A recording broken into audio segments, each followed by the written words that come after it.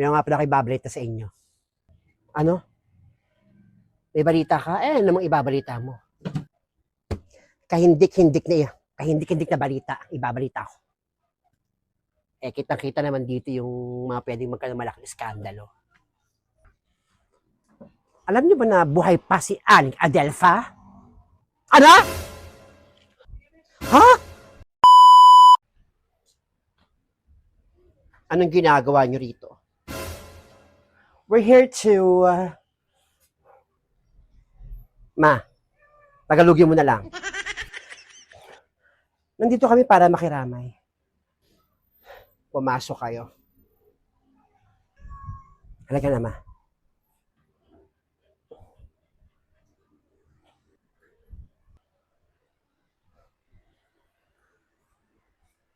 Maupo kayo.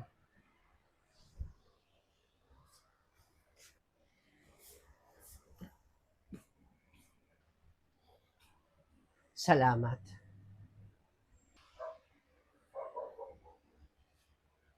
Anong kailangan nyo rito? At anong ginagawa nyo? Pumunta kami rito para hindi maghasik ng gulo. Pumunta kami rito para makiramay. Tama yung anak kong si Blandina. Hindi kami pumunta rito para maghasik ng kaguluhan. Napunta kami para makiramay. Ganun ba? Natutuwa akong marinig yung mga ganyang bagay. Magkano?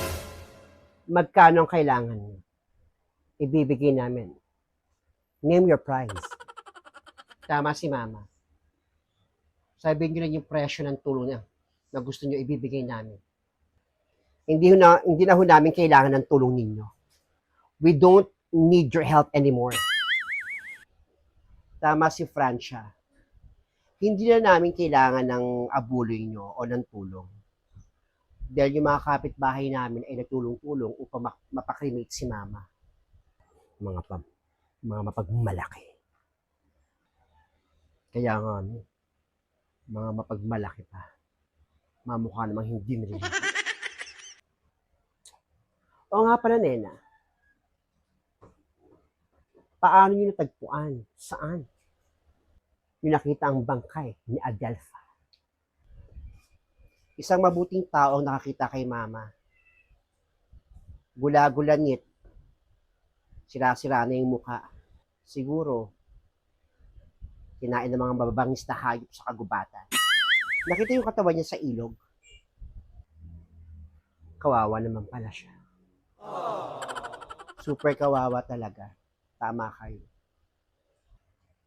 Kung sino man ang gumawa sa kanya, mga ganyang bagay dapat managot. O nga pala, Nena, nasa si Peter. Wala si Peter. Nandun sa mga kapatid niya. Dumalaw. Ganun ba? Wait lang, wala ako na maiinom ninyo. Pasensya na, Nena. Hindi na kami magtatagal. Pupuntahan pa rin kasi kami. Ba't di kayo magtatagal? Sayang naman ang pagkakataon.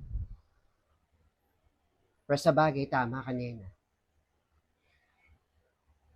At least kahit papaano nakiramay kami. Sige, mag-stay lang muna kami. Kahit ilang mga minuto pa. Dito lang muna kami. Sige, franchise ko na muna mag-assist sa kanila. Bilok banda sa may pintuan. Sige, Nena. Ako na muna bahala sa kanila. Pumunta ka na kung saan ka pupunta. Kayo na muna rito. O sige. Gawin mo na yung muna yung gagawin mo. Ito lang kami ni Mama. May kakausapin pa kasi ako Iniwan pa tayo ni Nena. Tapos kaharap pa natin itong pangit na si Francia. Pwisit. Hayaan mo naman. Ayoko rin makita yung pagmumukha niya ni Nena. Nairita ako. Kahit papaano si Francia, pagtsatsagaan ko pa.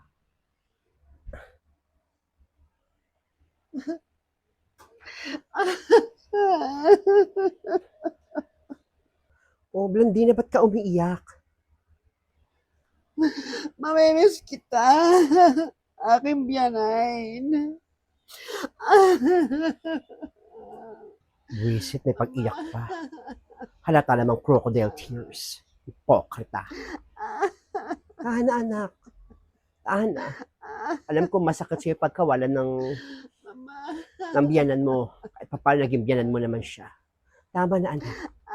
Kalma. Tumahan ka na. Mama. Nakita mo, Francia? Minahal niya ang mama mo. Pati ako naiiyak sa pagkawala ng mama mo. Siguro hindi tayo magtatagal na. Halika na. Medyo nasasaktan din ako sa pangyayari. Siguro nga, ma. Francia, kailangan namin umalis. Francia, alis na kami, ha? Oh, ba't alis na kayo? Dito na muna kayo. May surpresang naghihintay sa inyong dalawa. Ha? Anong surpresa? Anong pinagsasabi mo, Francia? Anong surpresa? Bakit may surpresa kayo sa amin ni Mama? Bakit? Basta, may surpresa kami para sa inyo. Wait nyo lang. Ano ba yun? Ano yung Francia? Anong surpresa ibibigay mo sa amin ni Blandina? Magugustuhan nyo ang surpresang naghihintay sa inyo. Meanwhile, Nita, ma, doon ka na muna sa labas. Malaking gulo to. Dito lang ako, abang-abang lang ako. Sige po.